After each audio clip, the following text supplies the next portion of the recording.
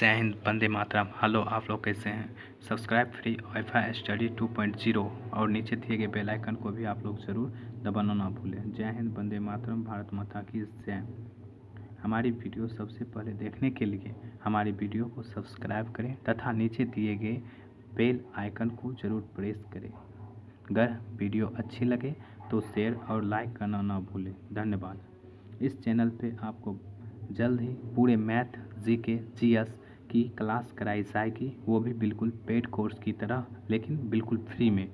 जय हिंद, वंदे मातरम। अब हम क्वेश्चन की तरफ चलते हैं। तो आज की पहली क्वेश्चन है, किस दवा निर्माता कंपनी सैनोफी और ग्लैक्सोस्मिथक्लाइन जीएसके ने अपने संभावित कोविड-19 टीके को कितने करोड़ खुराक कोवैक्स केंद्र को देने पर सहमति जताई है? तो वह है 20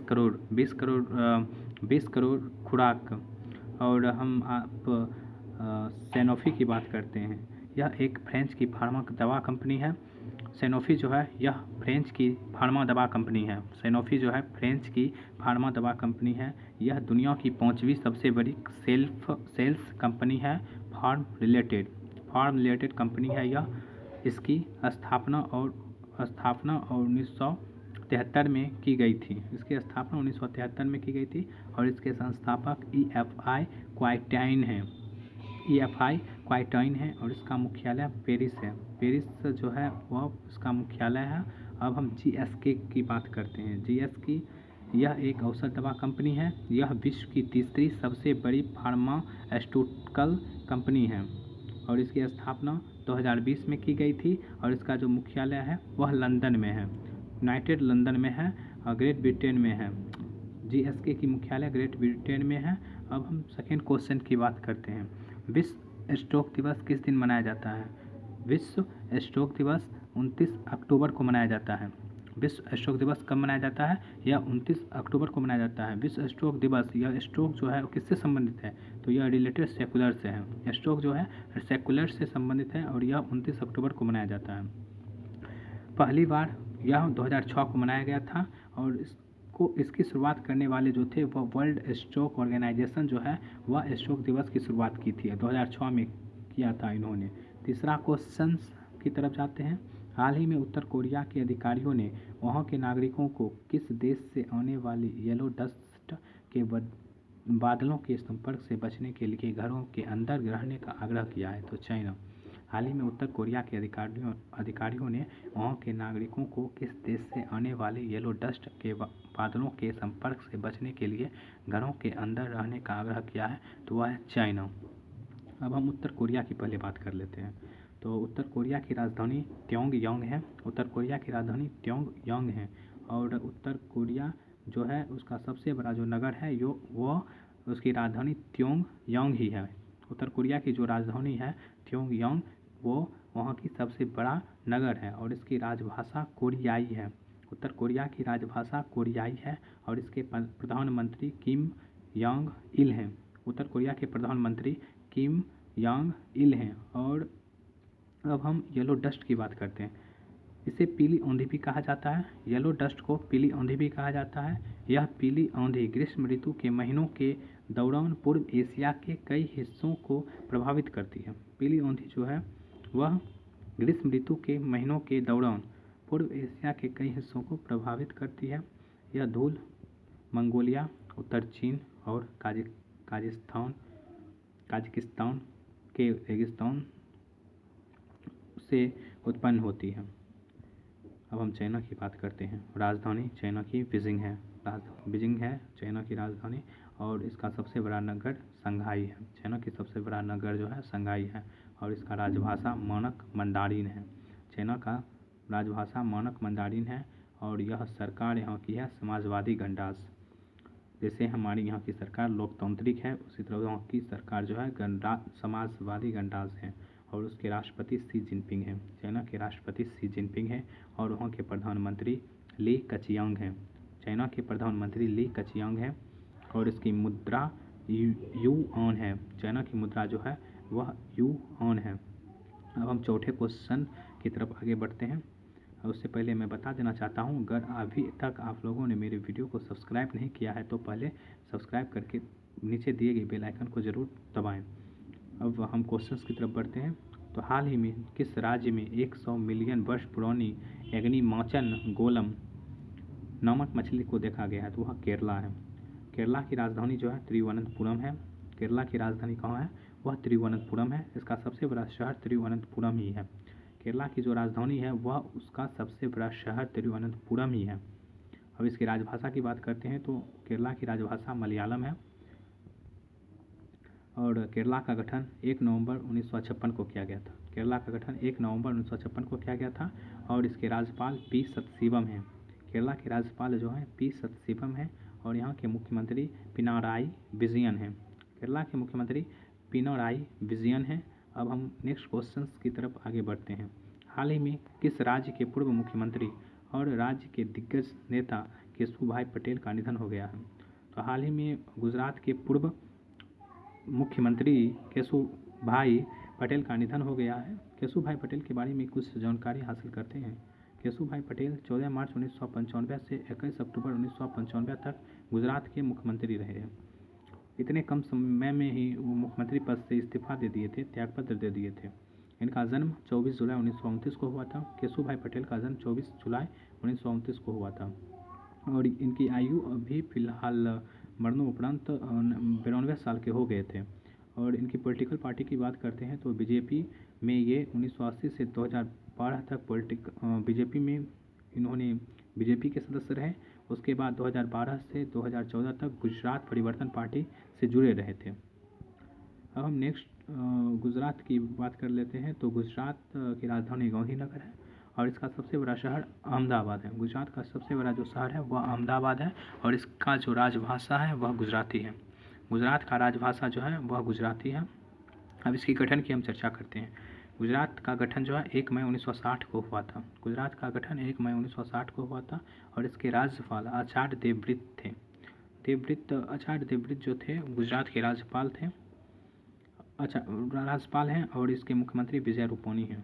अब हम नेक्स्ट क्वेश्चंस की तरफ आगे बढ़ते हैं। हाल ही में किस देश ने मध्य एशियाई देशों में प्राथमिकता वाली विकास परियोजना के लिए 1 अरब अमेरिकी डॉलर की आर्थिक सहायता देने का घोषणा किया? वह भारत है। भारत ने ही हाल ही में मध्य एशियाई देशों में प्राथमिकता वाली विकास परियोजनाओं के लिए 1 अरब अमेरिकी डॉलर की आर्थिक सहायता देने की घोषणा की है। अब हम नेक्स्ट क्वेश्चंस की तरफ बढ़ते हैं। UN global climate action award 2020 जीता है तो वह ग्लोबल हिमालयन एक्सपीडिशन है। ग्लोबल हिमालयन एक्सपीडिशन जो है वह UN global climate action award 2020 को जीत लिया है। नेक्स्ट क्वेश्चन, वह राज्य सरकार जिसने बिना परमिट के राज्य में शराब ले जाने पर प्रतिबंध लगा दिया है? तो हाल ही में आंध्र प्रदेश राज्य सरकार ने बिना परमिट के राज्य में शराब ले जाने पर प्रतिबंध लगा दिया है। अब हम आंध्र प्रदेश के बारे में कुछ जानकारी हासिल करेंगे। आंध्र प्रदेश की राजधानी हैदराबाद है। कानूनी तौर पर हैदराबाद है और इससे अमरावती भी कहा जाता है वो वास्तविक तौर पर। और इसका सबसे बड़ा शहर जो है विशाखापट्टनम है। आंध्र प्रदेश का जो है विशाखापट्टनम है, इसका विशाखापट्टनम है और राजभाषा तेलुगु है। इसकी राजभाषा तेलुगु है। अब हम इसका गठन की बात करें तो इसका गठन 1 नवंबर 1953 को किया गया था। इसके राज्यपाल विश्वभूषण हरिचंदन हैं। राज्यपाल विश्वभूषण हरिचंदन और मुख्यमंत्री जगन मोहन रेड्डी हैं। जगन मोहन रेड्डी इसके मुख्यमंत्री हैं। नेक्स्ट क्वेश्चन, वह देश जिसने हाल ही में भारतीय नौसेना को F-18 नौसैनिक लड़ाकू जेट देने की पेशकश की है? वह अमेरिका है। वह देश जिसने हाल ही में भारतीय नौसेना को F-18 नौसैनिक लड़ाकू जेट देने की पेशकश की है वो अमेरिका है। F-18 नौसैनिक जो लड़ाकू जेट है इसकी हम चर्चा नेक्स्ट वीडियो में अगले वीडियो में करेंगे। ठीक, वह ज़रूर आप लोग देखिएगा। इसकी राजधानी वाशिंगटन DC है। अमेरिका की राजधानी वाशिंगटन DC है और इसका सबसे बड़ा नगर न्यूयॉर्क है। अमेरिका का सबसे बड़ा नगर न्यूयॉर्क है और यहाँ के निवासी को अमेरिकन कहा जाता है। अमेरिकी राष्ट्रपति डोनाल्ड ट्रंप हैं और यहाँ के उपराष्ट्रपति को माइक पेंस कहा जाता है। यहाँ के उपराष्ट्रपति माइक पेंस हैं। स्वतंत्र United kingdom of great Britain assembly से यह जो है स्वतंत्र हुआ था।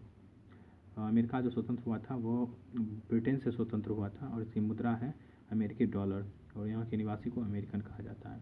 नेक्स्ट क्वेश्चन, 10वां क्वेश्चन, किस राज्य ने अंतर्जातीय विवाह जोड़ों को प्रोत्साहन प्राप्त करने में मदद करने हेतु एक पोर्टल लॉन्च किया है? तो वह उड़ीसा है। नेक्स्ट क्वेश्चन, हाल ही में भारतीय सेना ने इन्फेंट्री दिवस किस दिन मनाया था? तो हाल ही में भारतीय सेना ने 27 अक्टूबर को इन्फेंट्री दिवस मनाया है। अब हम भारतीय सेना की बात करते हैं तो इसकी स्थापना 1 अप्रैल 1895 में हुई थी। भारतीय सेना की स्थापना 1 अप्रैल 1895 में हुई थी और इसका मुख्यालय नई दिल्ली है। भारतीय सेना का जो मुख्यालय है वह नई दिल्ली है और इसका आदर्श वाक्य है service before self. Service before self इसका जो है आदर्श वाक्य है। अब हम इसका रंग की बात करते हैं तो रंग है सुनहरा, लाल और काला। ये 3 रंग जो है भारतीय सेना के प्रतीक हैं। अब इस वर्षगांठ की बात करते हैं तो थल सेना दिवस 24 जनवरी को मनाया जाता है, प्रत्येक साल मनाया जाता है और इसके थल सेना अध्यक्ष जो हैं जनरल मनोज मुकुंद नरवणे हैं। उप सेना प्रमुख लेफ्टिनेंट जनरल शरद चंद हैं। अब हम नेक्स्ट क्वेश्चंस की तरफ बढ़ते हैं। थल सेना में इन्फेंट्री का मतलब पैदल सेना से है। थल सेना में इन्फेंट्री का मतलब पैदल सेना से है। दुनिया की सबसे बड़ी इन्फेंट्री डिवीज़न भारत में ही है। भारत सेना में टोटल 380 फ्रंट बटालियन है, इन्फेंट्री बटालियन से।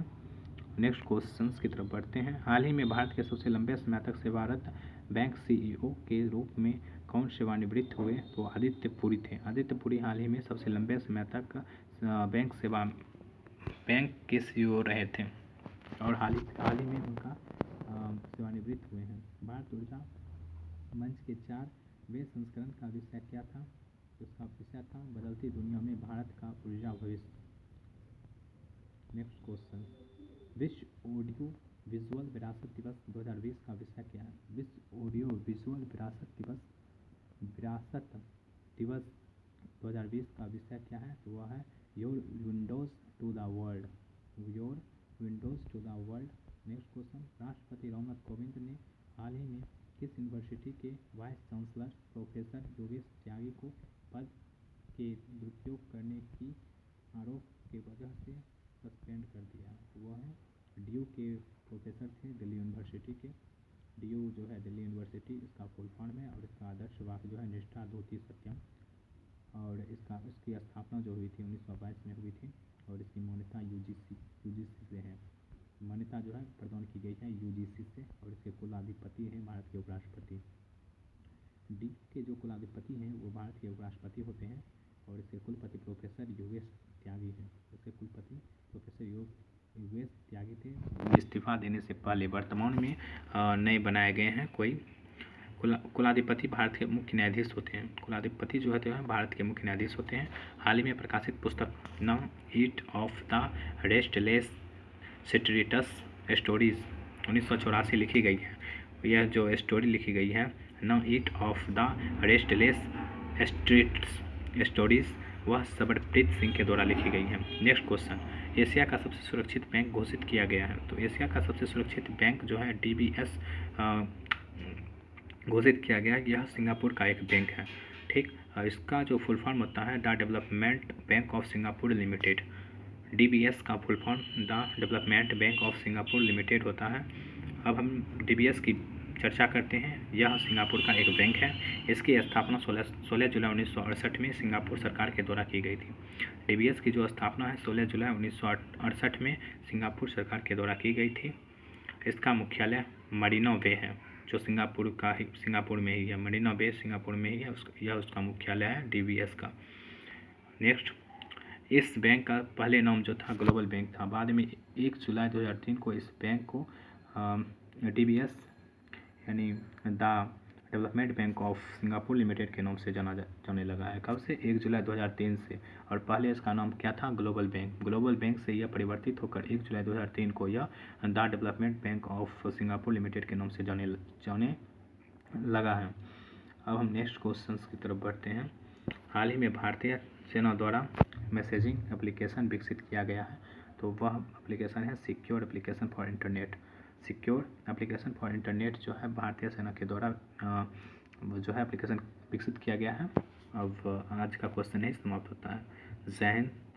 जय भारत, वंदे मातरम। अगर आप लोग नए हैं तो प्लीज़ सब्सक्राइब करें मेरे चैनल को और नीचे दिए गए बेल आइकन को ज़रूर दबाएं, जिससे मेरे द्वारा अपलोड की गई सारी वीडियो आप तक सबसे पहले पहुंचे। धन्यवाद। जय हिंद, जय भारत, जय तिलका, जय हिंद।